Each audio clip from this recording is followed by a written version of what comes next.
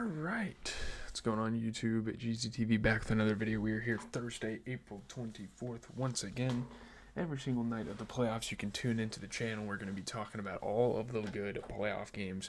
We talk about all the good regular season games. Now it is playoff time. Once again, we had two good games. We're going to ignore the Nuggets-Clippers, kind of a blowout game. Obviously, the first two games were pretty good. I think the second one was good. But we're going to talk Knicks, Pistons, and Thunder, Grizzlies. Yeah, man, let's get into the Knicks and the Pistons. I thought the Pistons were going to lose this by 20. They looked really bad at the start, but they sort of came back. Karl Anthony Towns, though, scores 31. Jalen Brunson has 30. The Knicks beat the Pistons by 2. They take the 2-1 lead in the series, as was expected. I mean, they are in Detroit, but still, I think at the end of the day, the Pistons still... I don't really know. It is what it is. Karl Anthony Towns was aggressive early, and Jalen Brunson was effective late, so those two kind of provided the 1-2 punch for the New York Knicks in this game. Didn't really pay too much attention to this game. Really, the only game I paid attention to tonight was the Grizzlies and Thunder. I just have so much homework and shit to do. The NFL draft was going on. Watched a little bit of that tonight. My Packers picked up Matthew Golden, just a little update. Sneak peek on what's to come for the NFL Recaps Weekly coming up this September, I believe it is. But Karl Anthony Towns bounces back. Huge scoring night. Didn't have the greatest game last game. Never really was his fault that they lost that game. But he played great. I mean, huge clutch buckets for Jalen Brunson, kind of reinforcing the fact that he is the clutch player of the year. He's doing it on the playoff level, so that's pretty awesome to see. Malik Beasley dunked on OG Anunoby. That was pretty fucking awesome. I love seeing that out of Malik Beasley. Josh Hart had some pretty big plays throughout this game. But yeah, Cat wild offensively, played really fucking well. This was a really good game for the New York Knicks. 20 points for Mikal Bridges. He shot 50% from 3. 22 points for OG Anunoby. 31 points for Cat. He also shot 50% from 3. And 30 points for Jalen Brunson. I mean, those guys put on a fucking show. They came out for full-fledged redemption.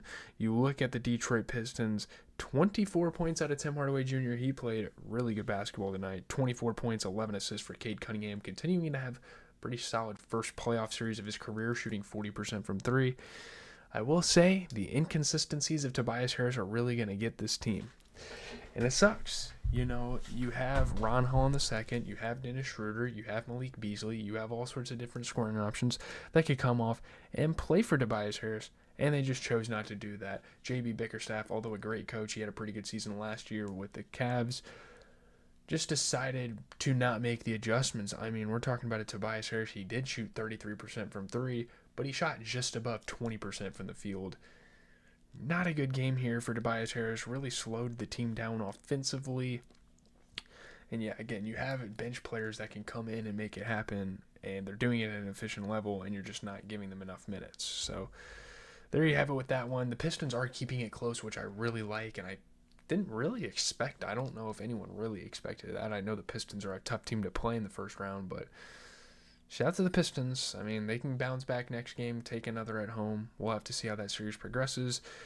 A series that isn't progressing very well is Thunder versus Grizzlies, which we will be talking about next. I mean, what the hell is Memphis doing? How do you get up 26 points in this game and you end up losing by 6? You got outscored by 32 points in the second half. How does that happen? They got outscored by 32 points in the second half. Unbelievable. The Thunder rallied from 29 points down after Ja Morant leaves with an injury. They beat the Grizzlies for a 3-0 series lead. Now, obviously, Ja Morant, all throughout the playoffs, the play-in, all that stuff, he's been dealing with this injury. But that is no reason why you should just completely choke away a damn near 30-point lead. It should just never happen. Yeah, I mean, Chet Holmgren had a fucking electric second half, an electric game overall. Just rally. Ja Morant had that hip injury. Jesus. Historic. Absolutely historic comeback. The Thunder are obviously a historic team, so it's almost right. It's only right that they win in a historic way. Holy fucking shit. This was a crazy game, though. I mean, obviously, Zach Edey just not being able to stay in front of Chet Holmgren, him taking over, being that 3-level scorer, is really killing this Grizzlies team. I mean, Jalen Williams had some momentous plays. Again, Chet Holmgren, holy fucking shit. He played absolutely phenomenal basketball. Great job for the big three here in OKC. 24 points out of Chet Holmgren, who shot 50% overall. You get a 26-point performance for J-Dub, who shot 33% from three. 31 points for Shea, who's obviously always first in command. But he has some help, and even Alex Caruso and Isaiah Joe put up some really good minutes off the bench. You look at the Grizzlies, I'm not even really blaming Ja Morant getting hurt for this because he played very efficient when he was in the game. And obviously Jaren Jackson had 22 points. He shot 50% from three. He played better than he usually does. And they got an absolute breakout game from Scottie Pippen Jr. 28 points. He shot 60% from three, 50% overall. He played fucking awesome basketball. But man, Zach Edey not being offensively involved is going to be a problem here. When you're playing Chet Holmgren and you have to combat that, what he's doing, it's just not happening for Zach Edey. And obviously they made some adjustments and gave guys like Santi Aldama, more of an offensive player, some minutes, but it's just not going to cut it when you're going against a guy like Chet Holmgren. I don't know. That's kind of my evaluation on the game. I don't really have much to say.